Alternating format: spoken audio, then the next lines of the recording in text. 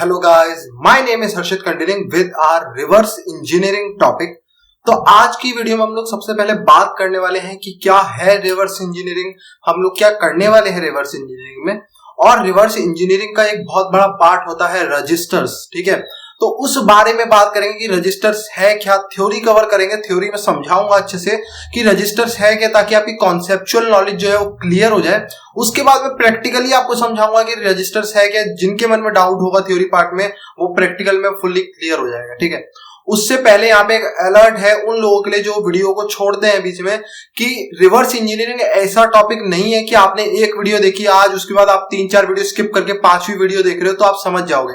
बिल्कुल समझ नहीं आने वाला है। उसके बाद आप 6 लोगों को और जाके गाओगे कि रिवर्स इंजीनियरिंग बहुत ज्यादा हार्ड है, जबकि वो ऐसा है ही नहीं। आप उसको कंटिन्यूस देखो, उसके साथ आप चलते रहो उसके साथ, ठीक है। रिवर्स इंजीनियरिंग सीख रहे हो तो साथ साथ चलो, एक पैर छोड़ के ऐसे जाओगे ना तो बहुत दिक्कत आएगी, ठीक है। रिवर्स इंजीनियरिंग ऐसा टॉपिक नहीं है जैसे network penetration testing, information gathering नहीं सीखी, मैं सीधा मेथड्स प्रोवाइड करूंगा, मैं सीधा हैकिंग करूंगा, कर ली, आप बहुत बड़े हैकर बन गए, ऐसा नहीं है।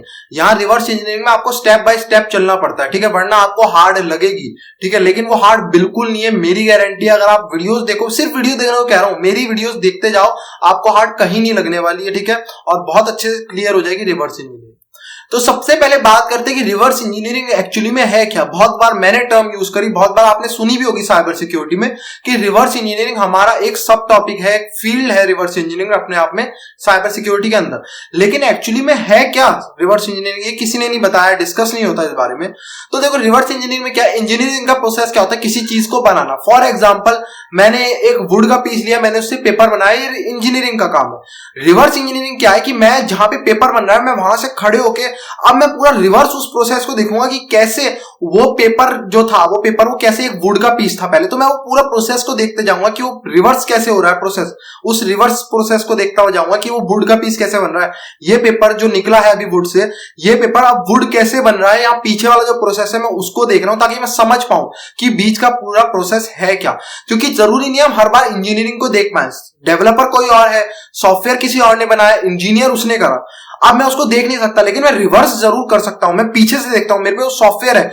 अब मैं उस सॉफ्टवेयर से जो मेन सोर्स कोड है जिससे वो बना है, वो प्रोग्राम है, वो प्रोग्राम मैं निकाल सकता हूं। ये रिवर्स इंजीनियरिंग का प्रोसेस है।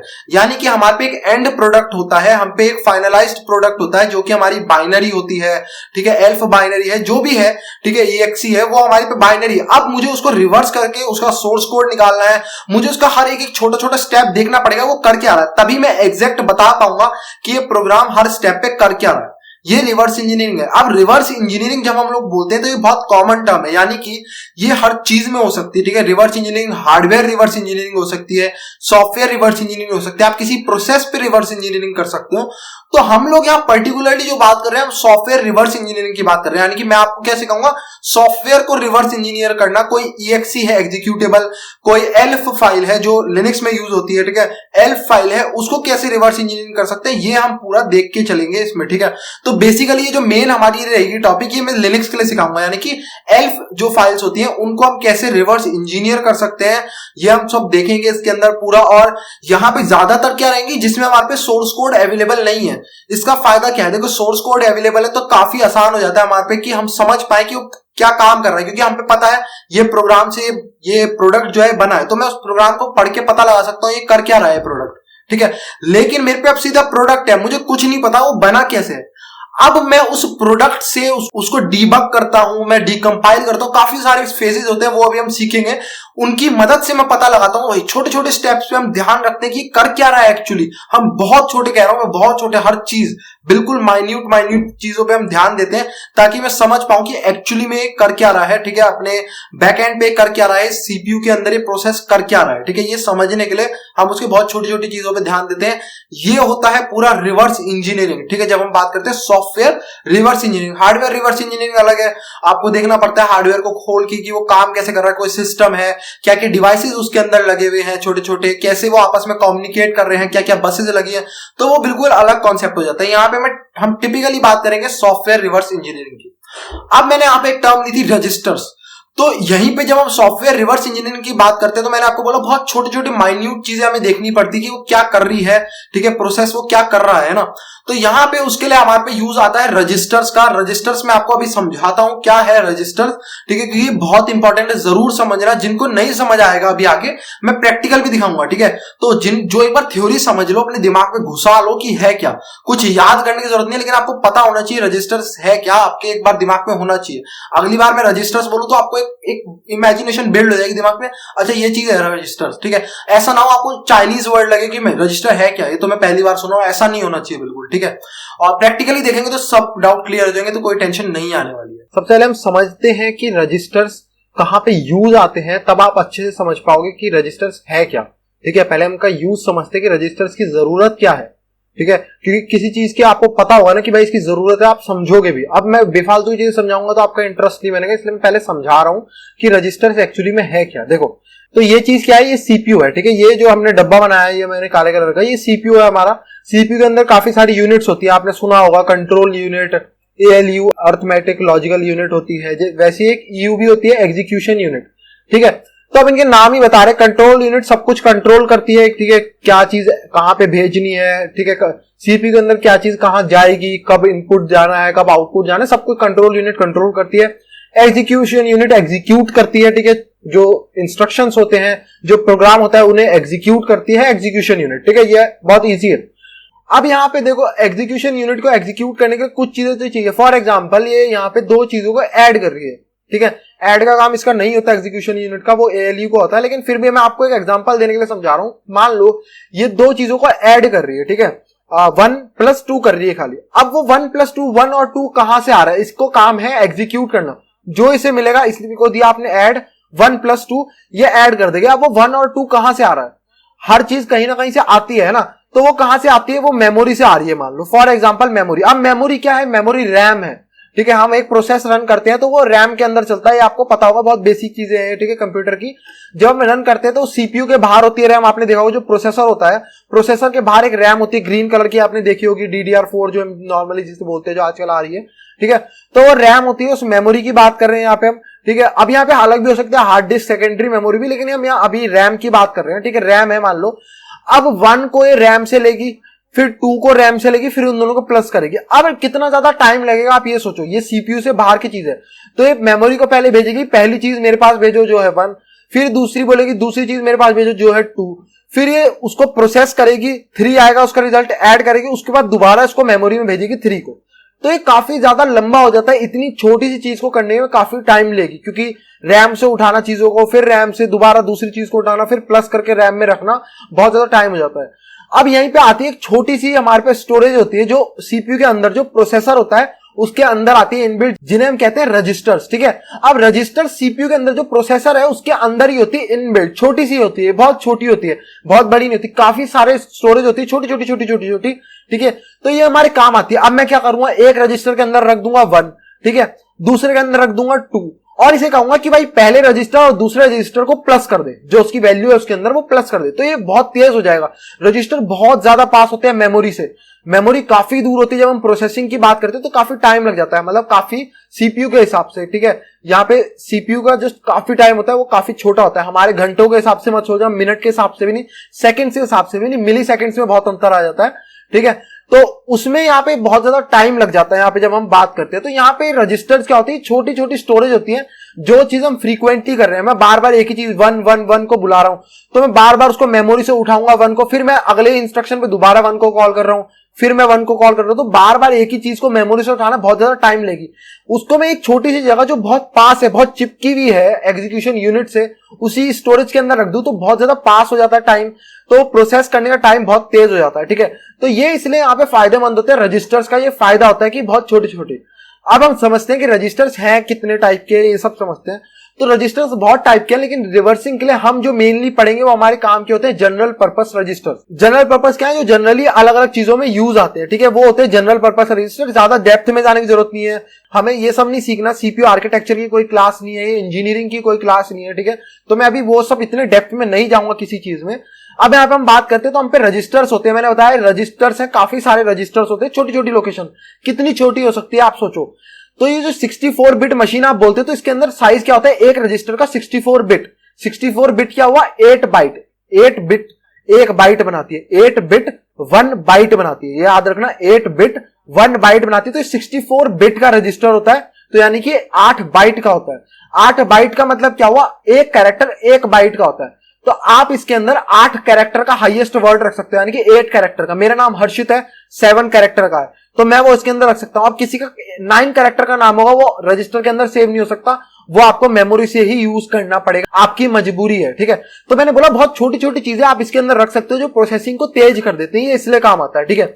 अब यहां पे आते हैं, तो इसका पहले वाले रजिस्टर का नाम क्या होता है RAX, फिर सेकंड का नाम क्या होता है RBX, सेकंड थर्ड का नाम क्या होता है RCX, फोर्थ का नाम क्या होता है RDX। ये नाम होते हैं तो बहुत इजी से आपको दिख रहे होंगे, RAX, RBX, RCX, RDX, अलग अलग नाम होते हैं रजिस्टर्स के, ठीक है। अब ये 64 बिट है। अब 32 बिट मशीन भी आती है, आपने सुना होगा ना, 64 बिट 32 बिट मशीन भी आती है, अलग अलग होती है। तो 32 बिट में अगर हम इसको काट दें, इसी रजिस्टर को 32 बिट कर रहे हैं हम, ठीक है। तो यहां पे अगर मैं इसको 32 बिट कर दूं, तो ये हमने कर दिया 32 बिट, तो हमने कर दिया 32 बिट, तो यहाँ पे 0 से लेके 31 32 बिट काउंट होता है, ठीक है। 0 से लेके 31, तो 0 से लेके 31 32 होता है, ठीक है। ये आप लोगों को पता होगा। 0 से लेके 63 64 होता है। 1 से अगर मैं कहता हूं 1 से 64 तो 64 होता है। 0 से काउंट करते हैं तो एक चीज ये वाली जो होती है पीछे हो जाती है, 63 मानते हैं तो 64 तक काउंट होती है, ठीक है। तो उसकी लेंथ 64 हो जाती है। यहाँ पे हम ये बात करें तो उसको हम क्या कहते हैं, अगर यही रजिस्टर जो RAX रजिस्टर है, मैं इसको बोलूं कि तेरा आधे को हम क्या बोलेंगे, नाम है यार, ये रट्टा मारने की जरूरत नहीं है, नाम है। दिमाग में बस एक बार रख लेना कि RAX, RCX, RBX, RDX ये रजिस्टर से नाम होते हैं, ठीक है। तो जो 32 बिट रजिस्टर होता है, RAX का मैं आधा काट दूं तो 32 बिट रजिस्टर होता है, उसको हम कहते हैं EAX। RAX का क्या बन गया EAX। इसका मैं और हाफ कर दूं, मैं 16 बिट रजिस्टर यूज करूं, ये लोकेशन है, स्टोरेज है, मेरे को सिर्फ 16 बिट स्टोरेज चाहिए, तो मैं क्या कहूंगा, मेरे को AX चाहिए। AX नाम होता है 16 बिट, इसका हाफ कर दिया, 0 से लेके 15, इसकी लेंथ हाफ कर दी, ठीक है। अब मुझे सिर्फ 8 बिट चाहिए और छोटा चाहिए मुझे, तो मैं उनको क्या कहूंगा, यहां पे सबसे 8 में काट दिया मैंने 16 को, 2 हिस्से कर दिया 8। पहले वाले का नाम है AL, दूसरे वाले का नाम है AH, ठीक है। AL और AH ये इनके नाम होते हैं, ये हायर होता है, ये लोअर, इसलिए हम इसको बोलते हैं AH। तो अब आपको समझ आ रहा होगा, थोड़ा थोड़ा समझ आ रहा होगा, ये लोकेशन है, storage location, C drive, D drive होती है ना, E ड्राइव। वैसे ये भी रजिस्टर से, इनके नाम क्या है RAX, लेकिन RAX का आपको आधा पार्ट चाहिए तो उसका नाम क्या है EAX। अब EAX का भी आधा पार्ट चाहिए आपको, तो उसका नाम क्या है AX। उसके भी छोटे छोटे 2 पार्ट चाहिए, 8 बिट, तो उसका नाम AHAL। ये रट्टा मारने की जरूरत नहीं है, ये सिर्फ आपकी जनरल नॉलेज के लिए, आपको समझ आना चाहिए, रिवर्सिंग में थोड़ा बहुत काम आएगा, ठीक है, थोड़ा बहुत काफी काम आएगा, ठीक है। उसके बाद सेम होता है RBX के साथ। RBX का आधा कर देंगे तो खुद गैस करो क्या बन जाएगा, यहां पे बन जाएगा EBX, ठीक है। इसका EBX का आधा कर देंगे, अगर हम इसको 16 बिट कर देंगे तो कितना बन जाएगा, ये बन जाएगा BX, ठीक है। उसके बाद इसका हाफ भी कर देंगे 2 हिस्सों में, तो क्या बन जाएंगे BH और BL, ठीक है, B हायर B लोअर, ठीक है। उसके बाद सेम होता है RCX, गैस करो क्या होगा यहाँ पे, इसका हाफ, RCX का हाफ क्या होगा, यहाँ पे हो जाएगा ECX। इसका भी हाफ करेंगे तो यहाँ क्या हो जाएगा CX। उसके बाद यहाँ पे क्या हो जाएगा CH और CL, ठीक है। सेम होता है RDX के साथ, यहाँ पे हो जाएगा EDX, इसका हाफ करेंगे DX, इसका हाफ करेंगे, यहाँ पे क्या हो जाएगा DH DL। इजी था, ठीक है। इसके अलावा और भी काफी सारे रजिस्टर्स होते हैं, मैंने बोला काफी सारे रजिस्टर्स होते हैं, ठीक है, लेकिन इतना रट्टा मारना, नाम याद करने की कोई जरूरत नहीं है। आप बार बार इनका अपने आप नाम यूज करोगे रिवर्सिंग में तो याद हो जाएंगे, ठीक है, कोई टेंशन लेने वाली बात नहीं है, कुछ घबराना मत, अपने आप समझ आएगा। थ्योरी है तो थ्योरी सबको हार्ड लगती है, अभी इसी का प्रैक्टिकल दिखाऊंगा, इजी हो जाएगा 2 मिनट में, ठीक है। यहाँ पे हम चलते हैं, सेम ऐसे ही होते हैं यहाँ पे और रजिस्टर, जैसे RSI रजिस्टर है, RDI register, RBP register, RSP register, इनके हाफ कर दोगे तो ESI, EDI, RBP, RSP। उसके हाफ कर दोगे SI, DI, BP, SP, SIL। इनके आप हायर पार्ट को नहीं नाम देते हम कुछ, क्योंकि इनको हम यूज नहीं कर सकते, इस पार्ट को हम डायरेक्टली यूज नहीं कर सकते, इसका नाम नहीं देते हम, ठीक है। तो यहाँ पे इसलिए इनका नाम नहीं दिया, आप इनका लोअर पार्ट यूज कर सकते हो स्टोरेज की तरह, इनके हायर पार्ट को आप यूज नहीं कर सकते, इसलिए नाम नहीं दिया। सेम ऐसी और भी रजिस्टर्स होते हैं, R8, R9, R10, R11। ये 64 बिट रजिस्टर्स है। 64 बिट मशीन में ज्यादा रजिस्टर्स होते हैं, ऑब्वियसली बात है, 64 बिट मशीन है तो 64 बिट 32 बिट से ज्यादा बड़ी मशीन होती है, ज्यादा पावरफुल मशीन होती है ना, तो उसमें रजिस्टर स्टोरेज भी ज्यादा होती है। तो ये वाले जो रजिस्टर है, अभी तक जितने मैंने आपको दिखाया 8 रजिस्टर दिखाए पिछले, वो सब 32 बिट और 64 बिट में कॉमन होते हैं। उसके बाद 64 बिट में ये वाले रजिस्टर्स एडिशनल ऐड हो जाते हैं, ठीक है, R8, R9, R10, R11। ये इनके हाफ करोगे तो उनके नाम है, अपने आप देख लेना स्टॉप करके, जरूरत नहीं याद करने की, मैं फिर से बोल रहा हूं। सेम ये भी उसके बाद आते हैं R12, R13, R14, R15, ये भी 64 बिट में, और 8 ऐड हो जाते हैं, ठीक है। 8 तो कॉमन होते हैं 32 बिट और 64 बिट मशीन में, दोनों 8 रजिस्टर सेम होते हैं। उसके 64 में 8 और रजिस्टर ऐड हो जाते हैं, तो टोटल 64 बिट मशीन के अंदर 16 रजिस्टर होता है, जनरल पर्पस रजिस्टर, ठीक है। उसके अलावा यहाँ पे हमारे पास एक रजिस्टर और होता है जो बहुत इंपॉर्टेंट होता है, जिसके नाम होता है यहाँ पे RIP, ठीक है। इसका नाम क्या होता है, इंस्ट्रक्शन पॉइंटर, या तो हम इसे बोलते हैं या प्रोग्राम काउंटर। पहले प्रोग्राम काउंटर बोला करते थे, अब हम इसको इंस्ट्रक्शन पॉइंटर बोलते हैं, ठीक है। पहले प्रोग्राम काउंटर बोला करते थे। इसका काम क्या है, ये जनरल पर्पस रजिस्टर नहीं है, पहले बोल रहा हूं, ठीक है। इसका काम क्या है, ये हमें बताता है कि क्या चीज एग्जीक्यूट होने वाली है, ठीक है, क्या एग्जीक्यूट होने वाला नेक्स्ट इंस्ट्रक्शन, ठीक है, ये हमें बताता है। तो इसलिए हमारे काम का है, हमें पता रहता है कि क्या चीज नेक्स्ट, जैसे कि ऐड 1+1, तो हमें पता है 1+1 ऐड हो रहा है, तो ये RIP में बताता रहता है कि नेक्स्ट इंस्ट्रक्शन CPU क्या एग्जीक्यूट करने वाला है, फिर क्या एग्जीक्यूट करने वाला है, फिर क्या, तो हमें इससे पता रहता है क्या एग्जीक्यूट, वो सब स्टोरेज थी, ये स्टोरेज नहीं। तो इससे बस हमारे को ये पता चलता है कि नेक्स्ट CPU के अंदर क्या एग्जीक्यूट होने वाला है, क्या इंस्ट्रक्शन चलने वाला है, ये हमें इससे पता चलता है। बाकी ये स्टोरेज वगैरह कुछ नहीं है। इसका ही अगर हम आधा कर देंगे तो इसको हम EIP बोलते हैं 32 बिट मशीन के अंदर, 64 बिट मशीन के अंदर इसको हम RIP बोलते हैं, ठीक है। तो जिन लोगों को नहीं समझ आया, अब इसको हम समझते हैं कि क्या है रजिस्टर्स प्रैक्टिकल यूज में, ठीक है। तो ये नॉर्मल सा पाइथन का इंटरप्रेटर है, ठीक है, जैसे ये होता है, लेकिन यहाँ पे मैं कुछ भी पाइथन यूज नहीं करने वाला हूँ, बहुत नॉर्मल सी मैथ पढ़ी होगी, मैथ तो पढ़ी होगी 10th तक की, तो वैसा ही है, 9, 10th की, 8th की, 7th की, जहां तक की भी पढ़ी है वैसा ही है, ठीक है। RAX = 1 करता हूं, ठीक है, RAX = 1 करता हूं। तो फॉर एग्जांपल अभी ये सिर्फ एक वेरिएबल है, नॉर्मल वेरिएबल, लेकिन अभी हम इसको रजिस्टर की तरह बिहेव करेंगे कि ये मान लो रजिस्टर है, हम समझते हैं रजिस्टर है। तो मैंने RAX रजिस्टर के अंदर 1 डाल दिया, ये एक स्टोरेज है, ठीक है, मैंने आपको बताया स्टोरेज होती है ना। तो अगर मैं यहाँ पे देखूंगा RAX की वैल्यू क्या है, मैं यहाँ पे लिखूंगा RAX, तो ये बता देगा कि RAX के अंदर क्या स्टोर है, 1 स्टोर है, ठीक है। अभी हमने ये करा। फिर एक रजिस्टर मैंने बताया, इसके बाद RBX एक रजिस्टर होता है, मैं इसके अंदर डाल देता हूं 2, ठीक है, 2 डाल दे। तो RBX की वैल्यू क्या हो गई, RBX रजिस्टर के अंदर क्या स्टोर है, 2 स्टोर है, ठीक है। अब मुझे एग्जीक्यूट करना है कुछ, ठीक है, एग्जीक्यूट करना, तो अब मेरे लिए कितना आसान हो जाएगा, मैं बस क्या करूंगा, RAX रजिस्टर और RBX रजिस्टर को प्लस कर दो, यहां पे आ गया 3। तो ऐसे काम आता है, हमें छोटी छोटी चीजें जो इंस्ट्रक्शन काम करने होते हैं, तो हम उनकी वैल्यू को स्टोर कर देते हैं रजिस्टर्स के अंदर, ताकि हमें बार बार छोटी छोटी चीजों के लिए मेमोरी पे ना जाना पड़े, बहुत ज्यादा टाइम लगता है। CPU के बाहर जाओगे, बसेस, सिस्टम बस होती हैं, बसेस के थ्रू जाते हैं जो सिग्नल्स होते हैं हमारे, ठीक है। तो रैम पे जाएंगे, वहां से आप 1 को लाओगे, फिर 2 को लाओगे, फिर 3 उसका ऐड होगा, फिर वो दोबारा मेमोरी में स्टोर होगा, बहुत ज्यादा टाइम लग जाएगा। उसकी बजाय यहाँ पे हम क्या करते हैं, रजिस्टर का यूज लेते हैं ताकि प्रोसेसिंग फास्ट हो जाए, ठीक है, ये होता है काम। अब यहाँ पे समझते हैं कि इसका रिवर्सिंग में क्या काम है। भाई रिवर्सिंग में हम क्यों पढ़ रहे हैं इनको, ये भी बहुत इंपॉर्टेंट है। तो यहीं पे मेरे पे एक पाइथन का बहुत छोटा सा प्रोग्राम है, ठीक है, बहुत इजी सा प्रोग्राम है, ठीक है। आपने वो तो करा होगा ना, कोई भी सॉफ्टवेयर यूज करते हो, जो पेड सॉफ्टवेयर होते हैं, तो वो आपसे की मांगते हैं, गेम खेले होंगे पेड गेम, तो वो आपसे एक लाइसेंस की मांगते हैं, याद है, एक की मांगते हैं, या कई बार पासवर्ड मांगे जाते हैं। तो पासवर्ड भी कहीं ना कहीं रजिस्टर में सेव हो रहे होंगे ना, जैसे कि यहाँ पे RAX रजिस्टर के अंदर वो की सेव्ड है, ठीक है, RAX रजिस्टर के सही वाला जो पासवर्ड है, ठीक है, जिससे वो हमारा पासवर्ड चेक करेगा, कहीं ना कहीं तो चेक कर रहा होगा कि ये पासवर्ड सही है कि नहीं है ना। तो ये वाली जो सही की है, ये अभी हम मान रहे कि सही की है, जिससे वो चेक कर रहा है कि भाई क्या पासवर्ड जो यूजर ने डाला है, क्या लाइसेंस की वो सही है कि नहीं है ना। ये वैल्यू क्या है, ये मैंने डाली है लाइसेंस की जगह पे 1 2 3 4 5 6 7 8, ठीक है, ये मैंने डाली। तो अब यहाँ पे क्या हो रहा है, CPU के अंदर वो चेक कर रहा है कि क्या RAX यानी कि जो सही वाली की है, क्या वो RBX के इक्वल है। RBX क्या है, ये मैंने डाली है, जो यूजर ने की इनपुट करी है, क्या ये इक्वल है। अगर तो ये इनपुट है तो कह दो एक्सेस ग्रांटेड, आप गेम खेल सकते हो, वरना मना कर दो, गेम बंद कर दो, ये काम हो रहा है, ठीक है। तो अगर मैं यहाँ पे देख पाऊं कि अब मैं यहाँ पे क्या करूंगा, मैं क्या काम करूंगा, प्रोसेस को यहाँ पे लाके रोक सकता हूं। जब हम रिवर्सिंग करेंगे तो मैं कहीं पे भी रोक सकता हूं प्रोग्राम को, तो मैं प्रोग्राम को यहाँ पे लाके रोक दूंगा, जहां हाईलाइटेड है ना, यहाँ पे लाके रोक दूंगा। उसे मैं कहूंगा कि प्रिंट कर RAX की वैल्यू क्या है, RAX की वैल्यू प्रिंट करेगा, सही वाली की मुझे मिल जाएगी, बस अब मैं उसे सॉफ्टवेयर के अंदर डालूंगा, बूम, एक्सेस ग्रांटेड।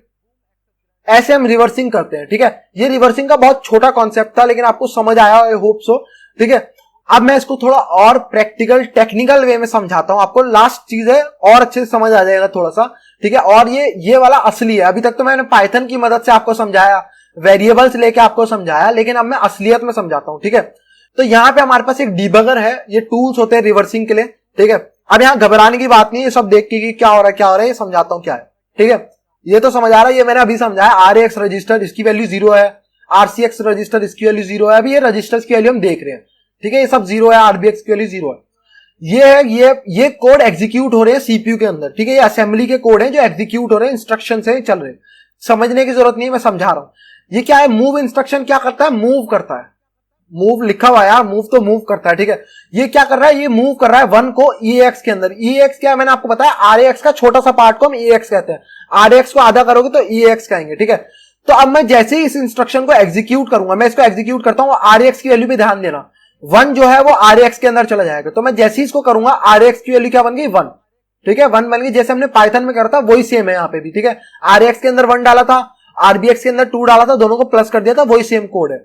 अब यहाँ पे हम क्या कर रहे हैं, मूव कर रहे हैं 2 को RBX के अंदर। RBX कहां है, ये रजिस्टर है, RBX 0 इसकी वैल्यू है। मैं इसको एग्जीक्यूट करता हूं, एग्जीक्यूट करने के बाद क्या हो गया, 2 चला गया RBX के अंदर। अब मैं यहाँ पे क्या कर रहा हूं, ऐड कर रहा हूं RBX को RAX के अंदर, ठीक है। तो RBX क्या है, RBX है 2, उसको मैं ऐड कर रहा हूं RAX के अंदर, ठीक है। RAX के अंदर ऐड कर रहा हूं 2 को, तो क्या हो जाएगा 3, 2 + 1 3। तो अब RAX के अंदर क्या वैल्यू हो जानी चाहिए, 3 हो जानी चाहिए, ठीक है। मैं इस इंस्ट्रक्शन को एग्जीक्यूट करता हूं, 3 आ गया। तो ये ऐसे CPU के अंदर काम करता है, और आई होप सो काफी अच्छा लगा हो आपको ये सब देख के। और ये बहुत बेसिक है, जिनको ये सब नहीं समझ आया, ये सब ये जो भी मैंने लास्ट में दिखाया नहीं समझ आया, कोई टेंशन मत लो, ये सब मैं आपको समझाऊंगा आगे आके। असेंबली पढ़नी है, डिबगर्स पढ़ने, और कुछ हार्ड नहीं है, बहुत ईजी है, बस वीडियो देखते चलो, कंटिन्यूअस रहना, तोड़ना मत, तोड़ते ही कुछ समझ नहीं आएगा, ठीक है। सो आई होप सो आपको रजिस्टर्स का कॉन्सेप्ट अच्छा लगा हो, समझ के आपको पूरा रिवर्स इंजीनियरिंग समझ आया हो जो मैं समझाने की कोशिश कर रहा था। सो अगर आपको ये वीडियो पसंद आई हो, नॉलेजेबल लगी हो, so please like the video, subscribe the channel. Thank you and good bye.